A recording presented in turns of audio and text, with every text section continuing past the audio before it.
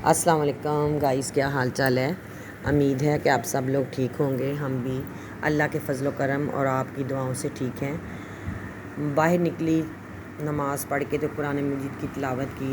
बाहर आई तो फिर मौसम बहुत प्यारा हो गया था और फिर बादल देखें कितने उमड़ उमड़ कर आ रहे थे और मैं अल्लाह की रहमत देख रही थी कि अल्लाह तेरा शुक्र है। 2 दिन पहले मौसम इतना खुश्क था कि कहते थे कि या अल्लाह कैसे ठंड आनी है, लेकिन अल्लाह का करम हो गया। बारिश होती रही हल्की हल्की रात सारी। पौधों की तरफ देख रही थी और मैं सोच रही थी कि हम इंसान हैं जो नाशुक्री करते हैं। ये अल्लाह की रहमत होती है जो 1 सेकंड में उमड़ आती है। और ये देखें, हमने शापर लगाया हुआ है। इस पर हम ना बारिश का पानी इकट्ठा करते हैं, फिर उसको हम इकट्ठा करके ना छान कर बोतलों में डाल लेते हैं। ये हमने अपने घर में लगाया हुआ है शॉपर। इसी पर बारिश का पानी इकट्ठा कर लेते हैं। और फिर मैं आ गई अपनी क्यारी की तरफ। मैं देख रही थी कि पौधों के ऊपर भी बहार आ गई। खुश हो गए पौधे भी, बच्चों की तरह, इंसानों की तरह।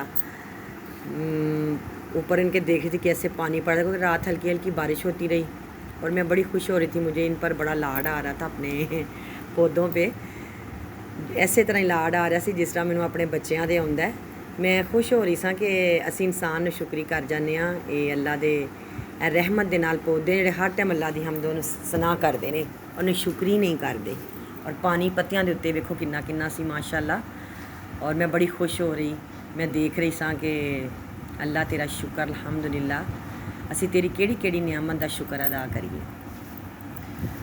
तो इसके साथ ही मैं अपना ये नीचे आ गई क्यारी की तरफ। मैं देख रही थी ये जो मेरा पौधा इतना प्यारा है ना, लेकिन ये जो एक हफ़्ता गुजरा है ना, उसकी धूप की वजह से देखें इसके पत्ते ना येलो हो गए साइडों से और बीच में से ग्रीन है।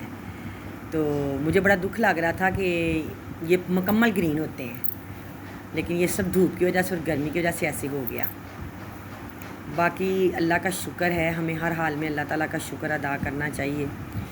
और इसी के साथ फिर मैं किचन में आ गई थी कि कोई नाश्ता तैयार करना था और मैंने ये पराठा बनाया, तवे पर डाल दिया था और मैंने ऊपर घी लगा दिया। मैंने कहा कि ये असल में ना इशफाक साहब को पराठे बड़े पसंद हैं।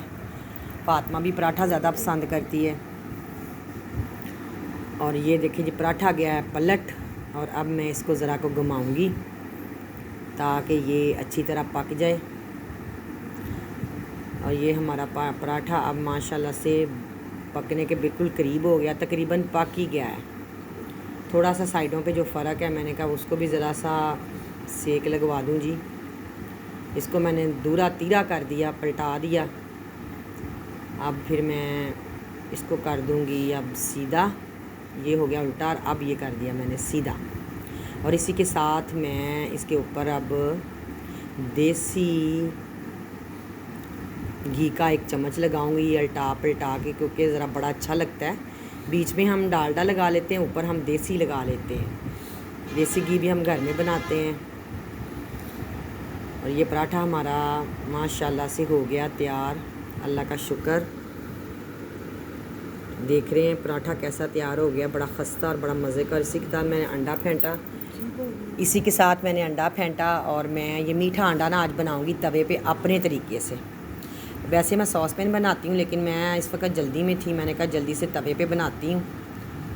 और ये देखें कैसे माशाल्लाह सब वो फूल गया। कब से मैं उसको फेंट रही थी। इसमें मैंने चीनी दूध ऐड करके पहले से रख दिया हुआ था और अब मैं इसको फैला रही थी। मैंने कहा सारे तवे पे फैला दूँ, क्योंकि असल में फ़ातिमा की तबीयत हो गई थी ख़राब, रात से उसको फ़ीवर था। मैंने कहा उसका गला दर्द करता है।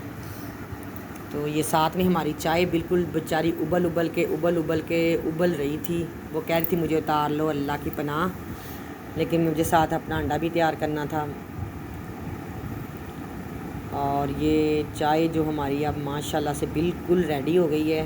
और ये अंडा मैंने पलटा दिया। असल में पलटाते हुए थोड़ा सा मुझसे अंडा टूट गया, लेकिन इशफाक साहब कहते कोई बात नहीं, तोड़ के ही हमने खाना है। फिर मैंने इसको चम्मच से पीस करने शुरू कर दिए, क्योंकि उसका गला ख़राब था। ये मैंने आग जलाई क्योंकि किसी ने बच्चे ने ना नीचे से वाल बंद कर दिया, तो हमने समझा हमारी गैस बंद हो गई है। इस वजह से फिर मैंने दोबारा से चूल्हा तेज़ी के साथ जलाया कि तवा तो ठंडा हो गया था। और ये मेरा अंडा हो गया अब माशाल्लाह से तैयार, क्योंकि इसका गला दर्द करता था। मैंने कहा कि ये खाएगी तो गला कुछ ठीक हो जाएगा। ये चाय भी बिल्कुल रेडी हो गई थी, रोटियां भी रेडी बिल्कुल तैयार हो गई थी। अब इशफाक साहब कह रहे थे मैं चाय डाल दूं। मैंने कहा हाँ जी, आप ना मग में चाय डाल दें। तो फिर उन्होंने चाय डाली और इसी के साथ फिर मैंने ना प्लेट निकाली। प्लेट के साथ फिर मैंने ये तवे के ऊपर से ना ये अंडा अब मतलब प्लेट में डाल के दिया। फिर मैंने ये नाश्ता रख दिया। देखिए जी, हमारा ब्रेकफास्ट बिल्कुल तैयार हो गया चाय के साथ। माशाल्लाह ये दही है, इसमें मैंने पुदीने के पत्ते ऐड किए। ये सालन था, ये पराठा है। हमने ना ये रात सालन बनाया था, मटर आलू गाजरे, और साथ में ये डबल रोटी है फ़ातिमा के लिए, क्योंकि उसकी तबीयत ठीक नहीं है। तो इसी के साथ फिर जब सारा काम कंप्लीट हो गया, नाश्ता वगैरह कर लिया, तो मैं आ गई किचन में। मैंने सारा किचन साफ़ किया, क्योंकि मुझे ये था कि जल्दी से मैं अपना काम निपटा लूँ। फिर फ़ातिमा को मैं दवाई देनी थी। और माशाल्लाह से मैं देख रही थी कि ओवन मुझे कुछ लग रहा था जैसे डर्टी डर्टी सा है। तो मैंने कपड़ा लेके तो उसकी सफाई थोड़ी सी कर दी। मैंने कहा कि ऊपर से कर दिया था, वैसे मैंने बीच में भी किया हुआ है पहले का।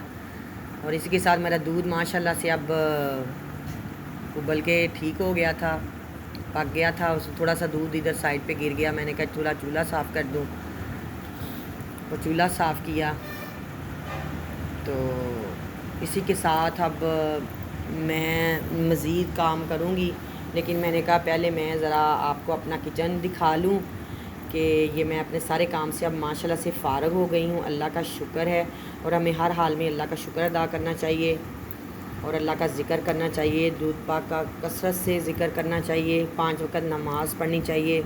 अच्छे घर से याद आ गया कि जिन लोगों के पास अपने घर नहीं हैं वो हर नमाज के बाद 11 दफ़ा सूरत अखलास लाजिम पढ़े। ये छोटा सा वजीफ़ा है। इंशाअल्लाह ताला अल्लाह उनकी ख्वाहिशों से बढ़कर उनको प्यारा घर देगा। उम्मीद है कि आपको हमारा व्लॉग पसंद आया होगा। इसी के साथ अल्लाह हाफिज़।